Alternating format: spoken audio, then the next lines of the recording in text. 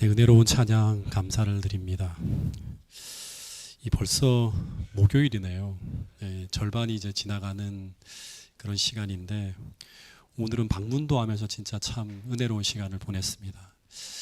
이 전도회 하면서 보통은 이렇게 설교만 하는데 또 참여하신 분들을 또 개인적으로 접촉하는 시간이 참 은혜롭고 의미 있는 시간이고 한 번 한 번 지나갈 때마다 참 오길 잘했다, 너무나 감사한 시간을 보내고 있다는 생각이 듭니다. 이제 오늘이 지나면 딱 이틀이 남았는데 참 아쉽기도 합니다. 정말 뜻깊게 남은 시간까지 여러분들과 함께 보내면서 하나님이 기뻐하시는 많은 열매들이 하나님께 드려질 수 있게 되기를 간절히 소망합니다. 오늘은 누가복음 8장에 나오는 이 두 가지의 이야기를 통해서 하나님을 만난 분들이 들려주는 또 우리 예수님에 대한 이야기를 여러분들과 함께 좀 들어보고자 하는데요. 이야기의 시작은 이제 누가복음 8장에 보면 예수님이 이날 굉장히 피곤한 한 날을 보내셨습니다.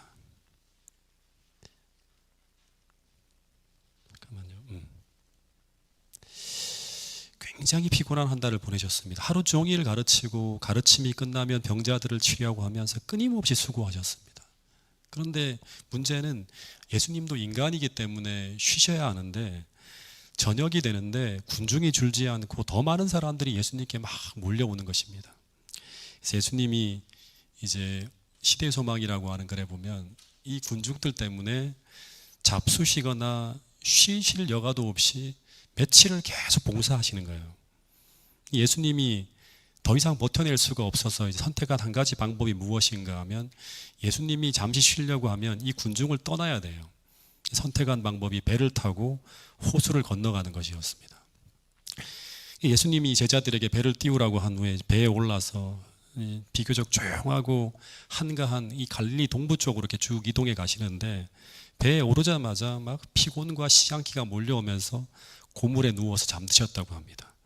근데 예수님이 잠드시자마자 갑자기 호수의 분위기가 심상치 않게 변해갑니다. 그 맑던 호수가 갑자기 막 구름이 몰려오더니 바람이 불기 시작하고 잠시 후에 그 바람이 광풍으로 바뀌면서 배를 집어삼킬 듯이 막 위협하는 것입니다.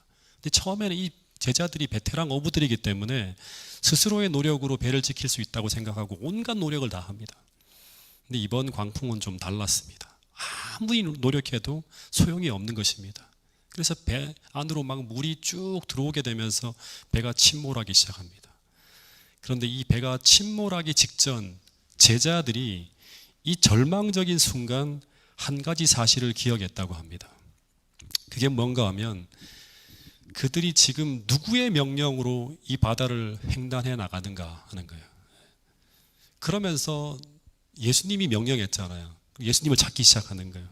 그래서 선생님이요, 선생님이 하고 막 부르짖기 시작하는데 근데 그때 번개불이 번쩍번쩍하면서 그 예수님의 얼굴을 이 번개빛이 쫙 비치는데 너무나 놀랍게도 그 요란한 소동 속에서도 전혀 방해를 받지 않고 편안하게 누워 주무시는 제자들이 예수님의 모습을 제자들이 보았다고 합니다. 이 장면을 한번 상상해 보면 지금 상황은 아비규환입니다.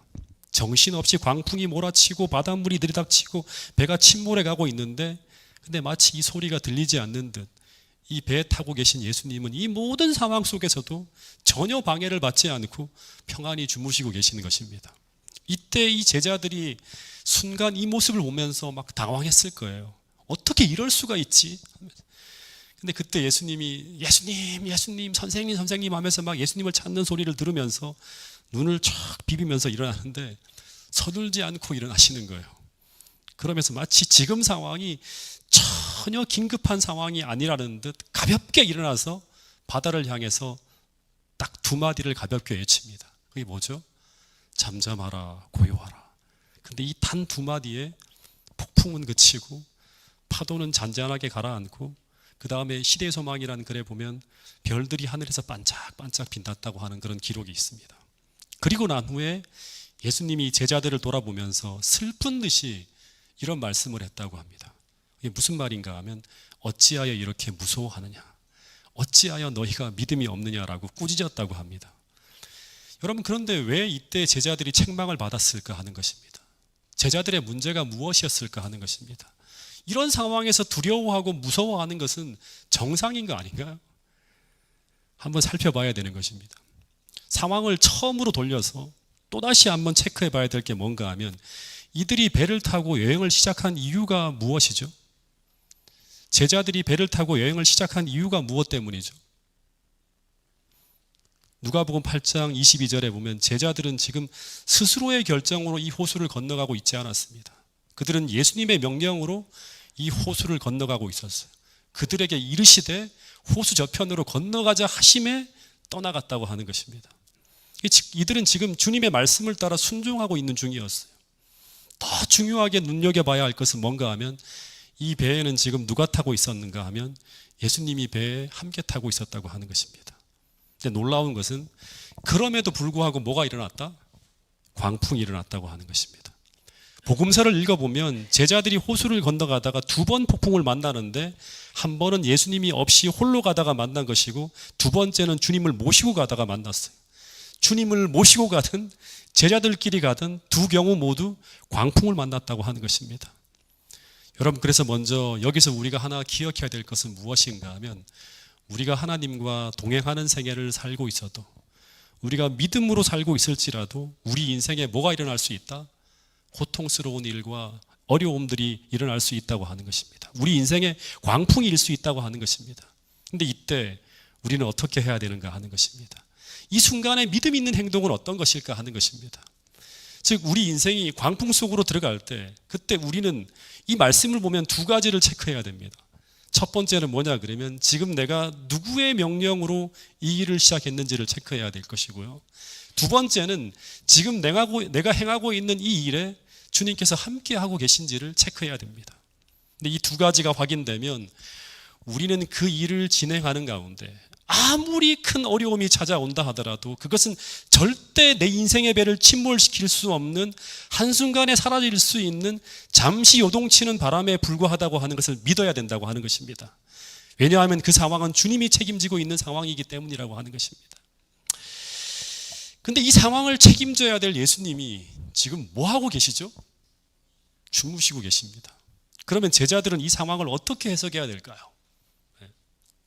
시대의 소망에 보면 이런 글이 있습니다. 제가 조금 읽어드리면, 예수께서 잠에서 깨어 폭풍을 대하셨을 때 그분은 극히 평온하셨다. 조금도 이렇게 흔들림이 없었어요. 그분의 마음에는 두려움이 없었으므로 말이나 표정에 두려워하시는 기색이 없었다. 그러나 그분께서는 당신이 가지신 전능하신 능력에 의뢰하지 않으셨다. 그분께서 조용히 쉬신 것은 땅과 바다와 하늘의 주의 입장에서 하신 것이 아니었다. 그분께서는 하늘 아버지의 능력에 의뢰하셨다. 예수께서 쉬신 것은 믿음, 곧 하나님의 사랑과 돌보심을 믿는 믿음 안에서였으며, 폭풍을 잔잔하게 한 그 말씀의 능력은 하나님의 능력이었다. 예수께서 믿음으로 아버지의 보호 안에서 쉬신 것처럼 우리도 구주의 보호 안에서 쉬어야 한다. 제자들이 그분을 의뢰하였다면 저들은 평강 가운데 있었을 것이다. 위기를 당했을 때 저희의 두려움은 그들의 불신을 드러내 주었다라는 말씀이 있습니다. 여러분, 제자들이 책망을 받은 것은 딱 하나예요. 그들이 주님과 함께 있었음에도, 창조주 하나님이라고 믿고 있는 그 하나님의 아들과 함께 있었음에도 불구하고 그 상황을 두려워하고 있었다고 하는 것입니다. 우리 아이들이 아주 어릴 때였습니다.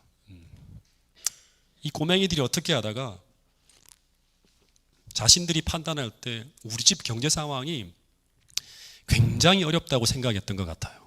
부모들이 이야기하는 걸 어떻게 엿들었는지 모르겠는데, 이 큰아이가 동생을 붙들어 놓고 어떤 이야기를 하는가 하면, 우리 집이 지금 돈이 없어서 아주 심각한 상태라고, 잘못하면 우리가 거지 된다고 하는 거예요. 그러면서 이 큰아이가 동생한테 어떤 말을 하는가 하면, 너 이제 엄마에게 절대 용돈 달라고 하거나 뭘 사달라고 하는 말을 절대 하지 말라고 아주 신신당부를 했다고 합니다. 더 나아가 이 큰아이가 우리 집의 경제에 좀 보탬이 되기 위해서, 이 아이가 그림을 참 잘 그리거든요. 그림을 그려서 대회에 나가서 상을 타가지고 그 돈을 가지고 우리 가정 경제에 좀 보탬이 되겠다고 하는 등 꽤 심각하게 우리 집 상황을 고민하면서 염려하고 걱정했다고 하는 이야기를 제가 나중에 들었습니다. 더하여서 이 아이들에게 용돈을 주면요, 아이들이 쓰질 않는 거예요. 전부 다 이 돈을 가지고 어디로 가져가는 건 저금통에 다 집어넣어요. 누구한테 받든지 또 제가 주던 이 모든 돈들을. 그것도 왜 그런가 알아봤더니 우리 가정 경제가 너무나 위태로워 보여서 이 아이들이 우리 가정을 자신들이 지키겠다고 하면서 코 묻은 돈을 모아서 보탬이 되려고 그렇게 노력했다고 하는 것을 제가 나중에 듣게 됩니다. 근데 이 이야기를 들을 때 제 마음이 어떻겠습니까? 기특하다고 할 수도 있지만 참 웃음이 나오는 것입니다. 지금 엄마 아빠가 고민을 하지 않는데 이 어린 꼬맹이들이 마치 자신들의 힘으로 이 가정을 이끌어가는 양 염려하며 고민하고 있었다고 하는 것입니다. 그런데 이 모습이 이 제자들의 모습과 똑같은 모습이었습니다. 지금 제자들은 천지의 주제이신 예수님과 함께 이 광풍 속을 지나가고 있었습니다. 근데 지금 주님이 평안하게 주무시고 계신데 그들이 두려워해야 될 이유가 없다고 하는 것입니다. 이 상황은 주님이 완벽하게 컨트롤하고 있는 상황이었다고 하는 것입니다. 왜냐하면 주님의 명령으로 이 항해가 시작되었고 그리고 주님이 친히 이 배를 타고 있었기 때문이라고 하는 것입니다. 예수님이 제자들에게 이렇게 말씀하신 거예요. 어찌하여 이렇게 무서워하느냐? 어찌하여 이렇게 믿음이 없느냐? 너희들이 나를 믿고 있다고 하면 이 상황을 그렇게 두려워하면서 혼란스럽게 지나갈 필요가 없다고 하는 것입니다. 그래서 이 제자들이 이 광풍 속에서 해야 될 가장 중요한 일은 하나였습니다. 그것은 그들이 주님과 함께 이 배에 올랐다고 하는 사실을 어떻게 해야 된다? 확인하는 것입니다. 그리고 더하여 그들은 지금 주님의 뜻 가운데서 주님과 동행하고 있다고 하는 이 확신을 잊어버리지 않는 것입니다. 저는 이런 생각까지 했습니다. 이 배를 타고 가던 제자들의 유일한 문제는 풍랑이 아니라 그들이 이 풍랑 속에서 이 배의 침몰을 막기 위해서 너무 염려하고 애쓰는 바람에 그들이 절대 잊어서는 안 되는 주님이 이 배에 타고 계시다고 하는 것을 잊어버렸다고 하는 것입니다. 여러분 기억하시기 바랍니다. 지금 우리 상황이 아무리 암울하고 아무리 광풍이 몰아치고 심지어 물이 차들어오면서 마치 내 인생의 배가 침몰하는 것처럼 보인다 하더라도 나의 인생의 배에 주님이 타고 계시다면 그 배는 비록 흔들릴지라도 주님이 원하시는 목적지를 향해서 분명히 가고 있다고 하는 사실을 잊지 않게 되기를 간절히 바라겠습니다. 그래서 문제는 뭔가 하면 내 인생에 광풍이 부는 것이 문제가 아니라 지금 내가 이 광풍이 몰아치는 이 상황 속에서도 주님을 잃어버리지 않고 주님을 모시고 가고 있는지 아니면 주님을 잃어버린 채 나 홀로 분주히 이 문제들을 해결하기 위해서 분주히 서둘면서 가고 있는 이 믿음의 문제라고 하는 사실입니다. 이 성경을 읽어보면 이제 이 믿음의 노독들의 삶을 좀 살펴볼 수 있는데 그들의 인생에 광풍이 불어옵니다. 아브라함이든 요셉이든 모세든 다니엘이든 전부 다 광풍이 몰아옵니다. 근데 언제나 성경을 보면 변함없이 따라가는 말씀이나 스토리가 있습니다. 그것은 뭔가 하면 그들의 삶에 여호와께서 함께 하셨다고 하는 것과 또 하나는 뭐냐 그러면 주님이 함께 하심으로 말미암아 그들의 생애에 하나님의 뜻이 이루어지는 형통을 경험하고 있었다고 하는 것입니다. 이 창세기 39장에 보면 너무나 정확하게 이 사실이 적혀 있는데 요셉이 애굽의 노예로 팔려갔는데 심지어 그가 거기서 감옥에 떨어졌을 때도 언제나 두 가지의 단어가 계속 함께 가고 있는 것을 보게 됩니다.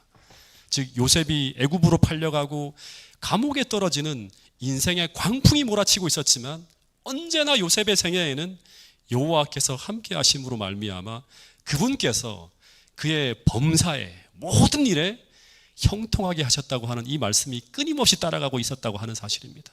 이 말이 무슨 뜻인가 하면 요셉이라고 하는 인생이 우리가 보기에는 다 헝클어지고 망쳐지고 있는 것처럼 보이지만 그러나 요셉이라고 하는 인생의 배에는 하나님께서 함께 타고 계심으로 말미암아 그의 인생은 하나님이 인도하시는 방향으로 어떻게 하고 있다? 순항하고 있다고 하는 것입니다. 흔들릴지라도 순항하고 있다고 하는 것입니다. 즉 사단은 그의 인생을 망쳐버리려고 광풍으로 몰아갔지만 그러나 그가 또다시 말하지만 주님과 함께 그 광풍 속으로 들어갔을 때 언제나 항상 요셉의 인생은 사단이 원하는 방향이 아니라 하나님이 원하시는 방향으로 그 인생의 배가 어떻게 된다? 나가고 있었다고 하는 것입니다. 여러분 그러니까 또다시 여러분들에게 강조합니다. 우리 인생에 고통이나 고난이나 광풍이 분다고 염려하지 마시기 바랍니다.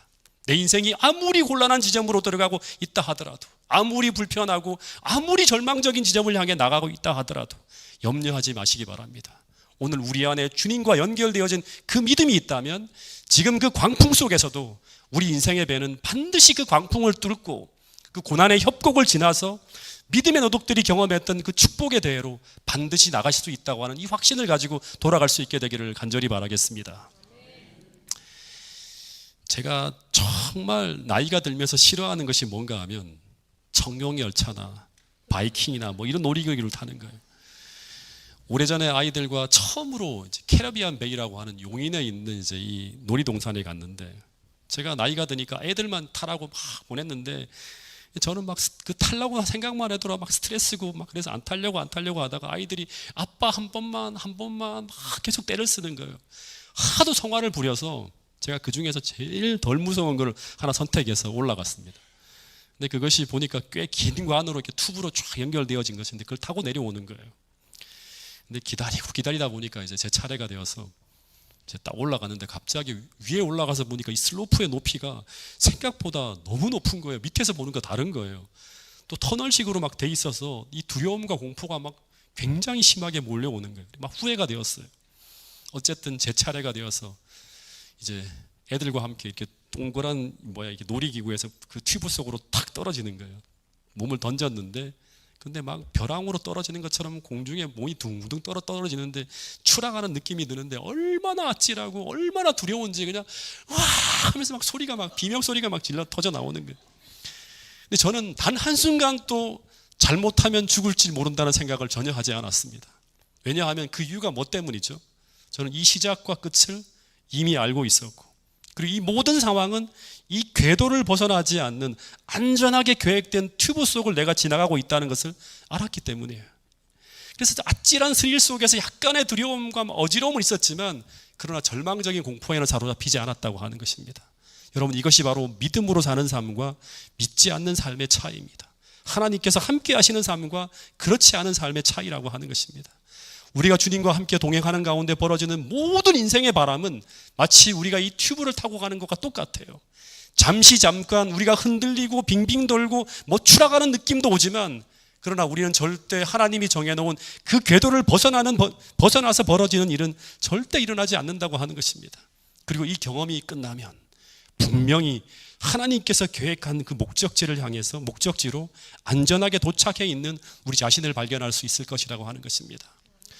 여러분, 이 시간 혹 내 인생에 지금 광풍이 부는 시간을 지나가고 있는 분이 혹 계시지 않을까 모르겠습니다. 그렇다면 오늘 이 시간 내가 믿음 안에서 주님과 함께 이 시간을 지나가고 있는지를 꼭 확인해 볼 수 있게 되기를 간절히 바라겠습니다. 더하여 내가 오늘 주님과 동행하고 있다면, 주님과 함께 이 시간을 지나가고 있다면 그 광풍 속에서 비록 흔들리고 요동하면서 내 인생이 지나가지만 그러나 반드시 주님께서 목적하고 계신 그 안전한 목적지, 형통한 목적지를 향해서 나아가고 있음을 꼭 확인하고 주님 안에서 평안하게 되기를 간절히 바라겠습니다. 더하여 혹시 이 시간 처음으로 이 교회에 나오신 분이 혹 계시다면 여러분의 인생에 대해 창조주 하나님을 꼭 모시게 되기를 간절히 바랍니다. 그래서 그분과 함께 여러분의 인생의 항해를 시작하는 그 은혜와 축복을 꼭 누릴 수 있게 되기를 간절히 바라겠습니다. 또 하나, 누가복음 8장 40절에 보면 또 하나의 스토리가 나오는데요. 예수님이 이 광풍을 경험하면서 해변에 딱 도착하자 한 사람이 주님 앞으로 달려나오고 있었습니다. 그 사람이 누구인가 하면 어저께 잠깐 이야기했던 회당장 야이로라고 하는 사람입니다. 이 회당장이라고 하면 공중 예배를 담당한 랍비예요. 그러니까 오늘날로 말하면 목사 같은 그런 사람입니다. 근데 이 나이든 도도한 랍비가 이 젊은 예수의 발 아래 엎드려서 뭐라고 하는가 하면 내 어린 딸이 죽게 되었으니까 제발 자기 집에 오셔서 그 아이를 고쳐달라고 합니다. 근데 이 아이가 어떤 딸인가 하면 12살 된, 그것도 하나밖에 없는 외딸이라고 합니다. 그러니까 이 상황이 얼마나 절박하고 얼마나 간절했겠습니까? 이 랍비가 이제 이 딸아이를 살리기 위해서 앞뒤 안 가리고 쫓아온 거예요. 그러니까 이 회당장 야이로의 인생에 뭐가 불고 있다? 광풍이 불고 있는 것입니다. 근데 이때 주님이 이 야이로의 청을 수락해서 그의 집으로 갑니다. 야이로의 마음이 매우 급했고요, 잠시도 지체하면 안 되는 상황이었습니다. 근데 어떻게 가죠? 어저께 우리가 공부했잖아요. 이상하게 예수님의 걸음이 얼마나 느린지 느릿느릿 가는 겁니다. 시대의 소망이라는 책에 보면 이 회당장 야이로의 집과 그 예수님이 계셨던 그곳이 그리 멀지 않았다고 합니다. 이 레위 마태의 집이 조금만 서둘면 금방 갈 곳인데 너무나 느리게 가시는 거예요. 10걸음 걷다가 멈추고 나중에는 5걸음 걷다가 멈추고 느릿느릿 가는 거예요. 조금 지나자 그것도 모자라서 집은 이쪽인데 직선으로 가지 않고 자꾸 옆으로 갈디자 걸음으로 걸으시다가 심지어 뒷걸음질까지 치는 거예요. 왜 이런 일이 벌어졌는지 모르시는 분은 어제 말씀을 한번 들어보시기 바랍니다. 그러다가 갑자기 돌발 상황이 벌어집니다. 갑자기 수많은 사람들이 예수님의 몸을 밀고 당기고 하는데 갑자기 예수님이 다 멈춰서든지 누가 자신의 옷을 만진다고 하는 뚱딴지 같은 이야기를 하는 거예요. 그러면서 누가복음 8장 46절에 보면 어떤 일이 벌어지는가 하면 12년간 혈류증으로 고생하던 한 여인이 너무나 기쁘고 감사한 표정으로 등장해서 자신이 낳게 된 이야기를 쭉 합니다. 이 이야기를 우리는 어제 은혜스러운 이야기로 들을 수 있지만 지금 야이로의 입장에서는 이 장면이 애간장이 타들어가는 너무나 답답한 상황이었습니다. 이 여인의 이야기가 한마디도 은혜롭지 않았고 단 한마디도 귀에 들어오지 않는 그런 상황이었어요. 빨리 가야 돼 지금 예수님. 근데 주님이 이 여인을 불러다 놓고 손을 댄 이유가 뭐냐, 낳게 된 모든 사랑을 사람들 앞에 공개하게 하시고 그 이야기를 하나하나 다 들으신 후에 뭐라고 하는가 하면 따라 내 믿음이 너를 구원하였으니 평안히 가라. 빨리 말해도 좋은데 천천히 말씀하시는 거예요. 이 여인을 보내시는 겁니다. 정말 이 여인만큼 자신의 딸도 급한데 지금 자신의 딸은 생명이 경각에 달린 정말 초놈을 다투는 상황이 놓여져 있는데 이것은 해도 너무한 상황처럼 보였을 것입니다. 한 번은 우리 딸아이가 초등학교 입학하기 전에 입학식이 다가오는데요, 엄마에게 계속 묻는 거예요. 엄마 가방 사놨어? 엄마 공책은?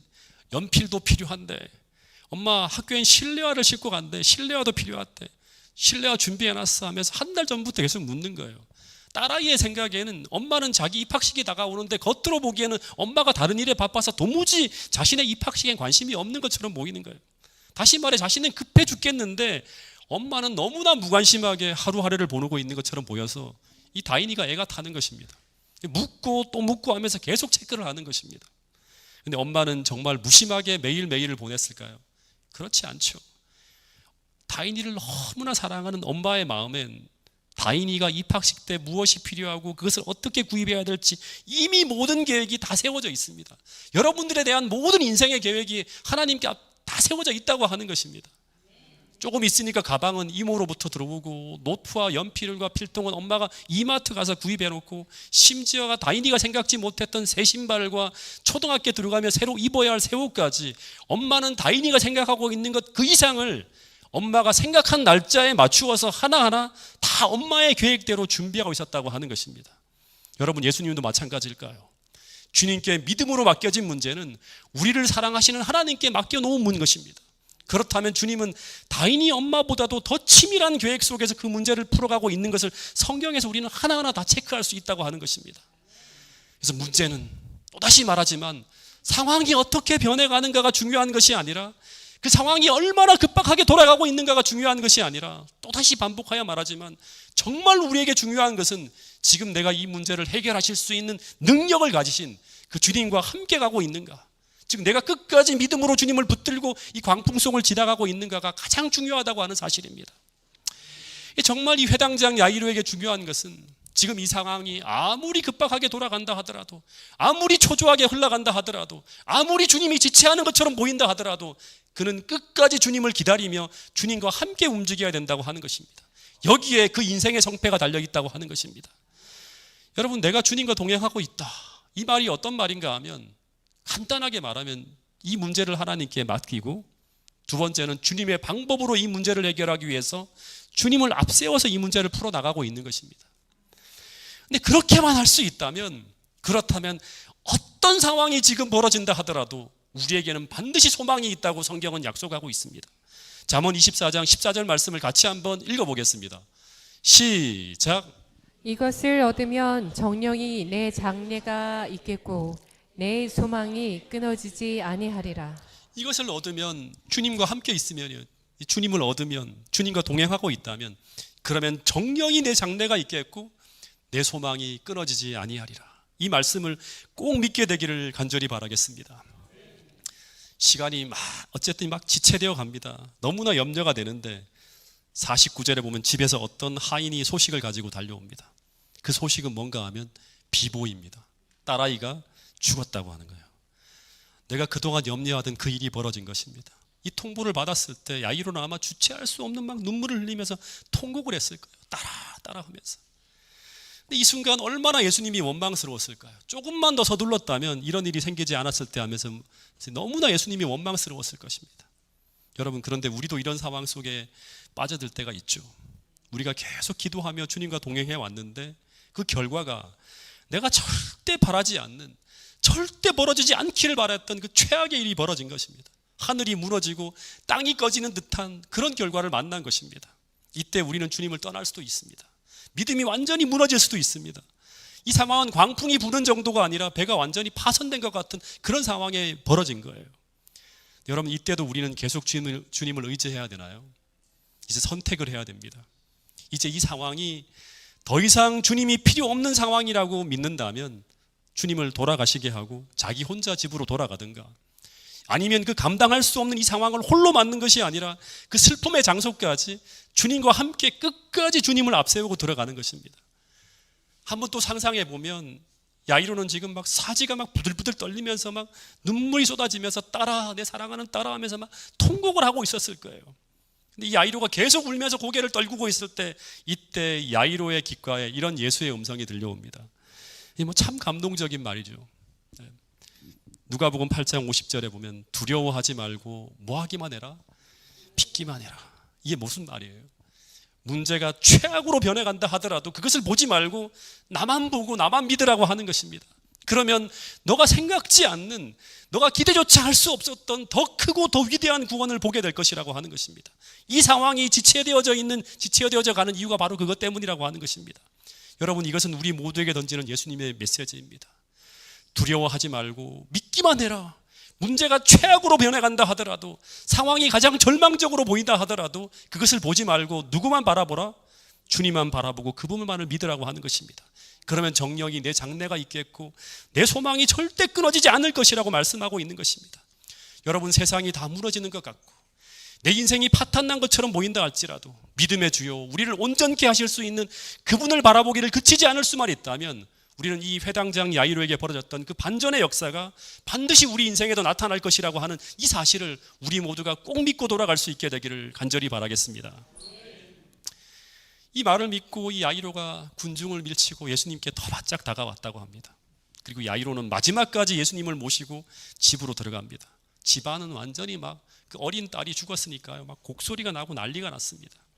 예수님이 이제 아이의 시신이 놓여 있는 방 안으로 탁 들어가려고 하다가 모든 사람이 통곡하고 우는 소리가 너무나 귀에 거슬려서 주님이 이런 말씀을 합니다. 울지 말라. 이 아이가 죽은 것이 아니라 뭐 한다? 잔다. 그들이 죽은 것을 알고 막 비웃었다고 합니다. 어떤 사람들은 예수님의 말씀을 듣고 화를 내기까지 했다고 합니다. 근데 야이로는 그럼에도 불구하고 예수님과 함께 그 딸아이가 죽어있는 그 방 안까지 들어갑니다. 여기까지가 회당장 야이로가 할 수 있는 모든 것입니다.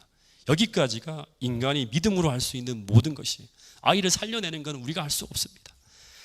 이 회당장 야이로의 믿음이 온전히 확인되어졌습니다. 그러자 이제 예수님이 움직입니다.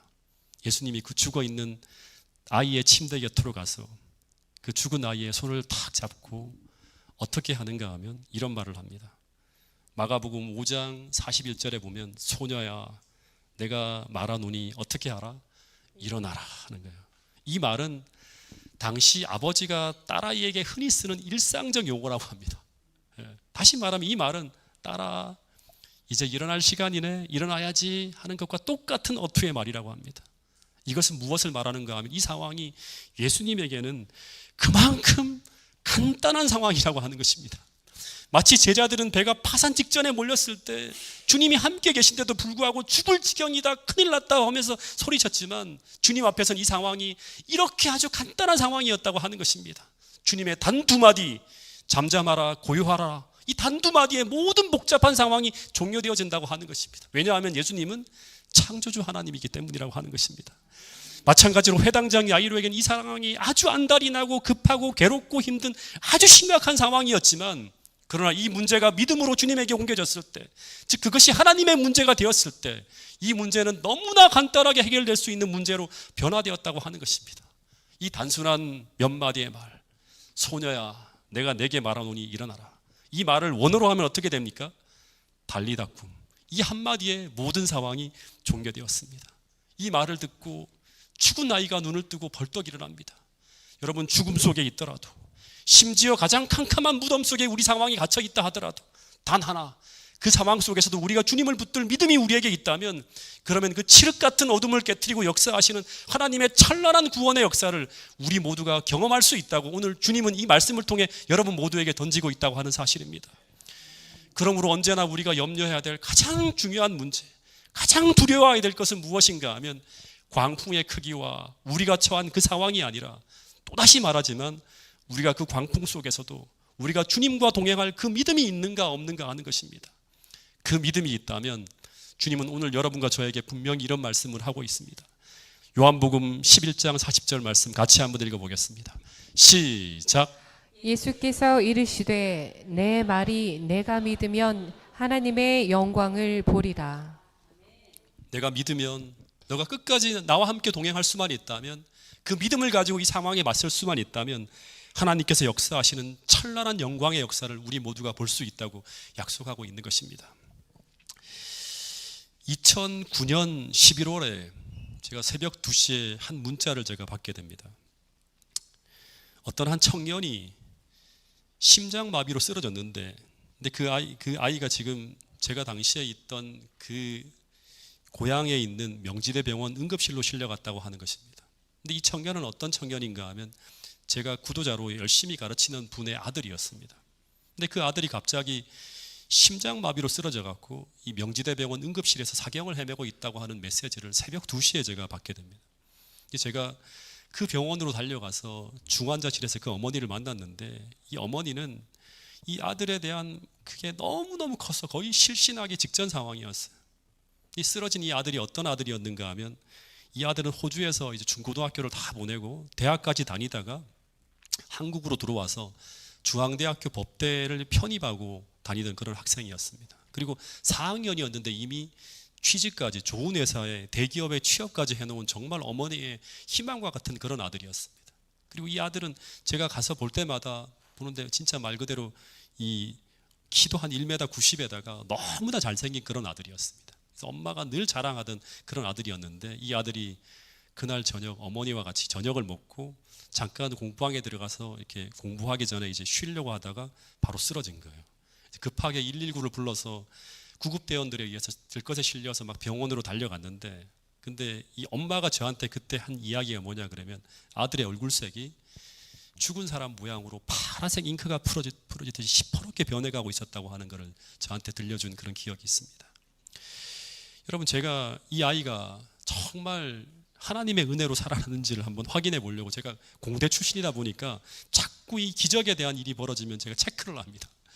제가 자료를 좀 찾아보았는데요, 사람의 뇌는 딱 3분만 산소 공급이 안 되면 뇌세포는 파괴되어진답니다.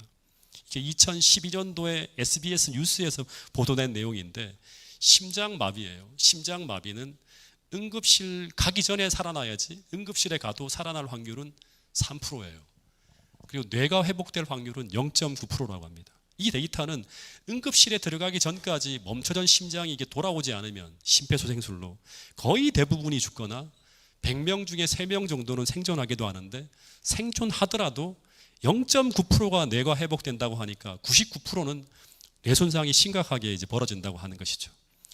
뇌출혈이나 뇌경색이 아니에요. 심장마비는 응급실까지 가기 전에 심장이 돌아와야지만 정상으로 회복될 가능성이 있다고 하는 것입니다. 그러니까 이게 이런 것들이 여러 가지가 있더라고요.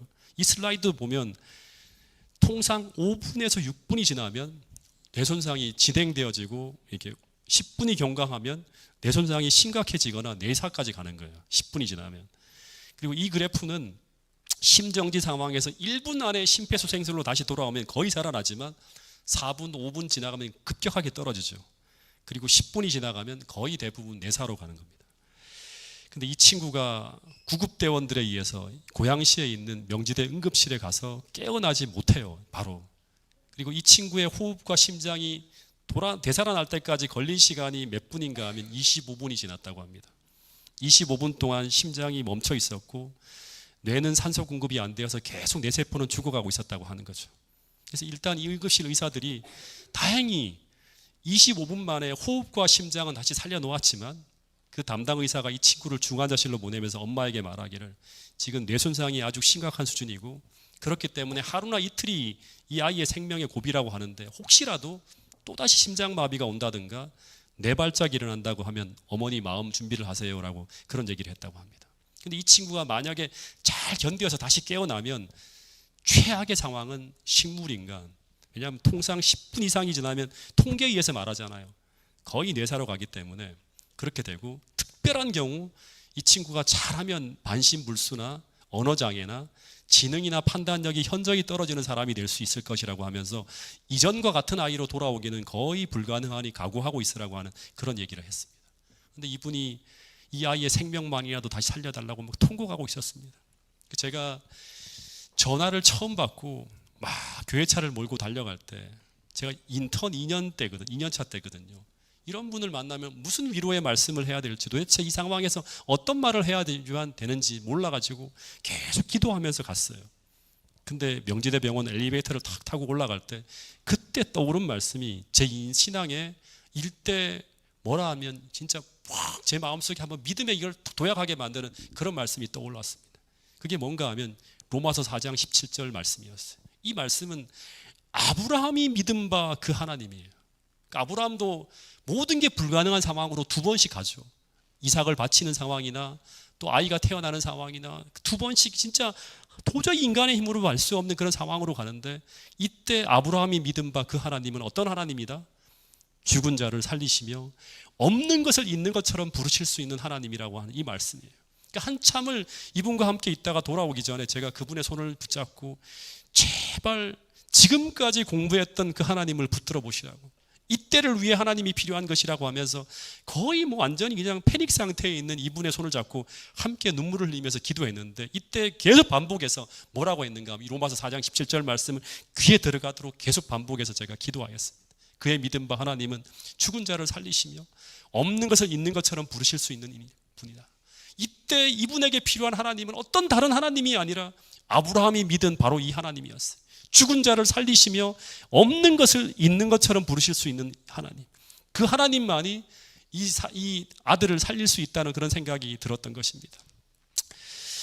그리고 난 후에 이분과 기도를 마치고 난 다음에 제가 아내와 함께 돌아왔는데, 그리고 계속 새벽 기도, 화요일, 금요일 모든 교우들이 함께 이분을 위해 기도했습니다. 근데 그렇게 기도하는데 지금도 기억합니다. 2009년 11월이었습니다. 고향 중앙교회에서 전도회를 하고 있었는데 이상구 박사님을 초청하고 덕양교회, 그 다음에 원당교회, 일산교회 세 교회가 연합으로 전도회를 했어요. 이렇게. 근데 그 기간 중에 한참 이제 이런저런 집회를 하고 있는 전화 한 통이 탁 걸려온 거예요. 그분의 전화였습니다.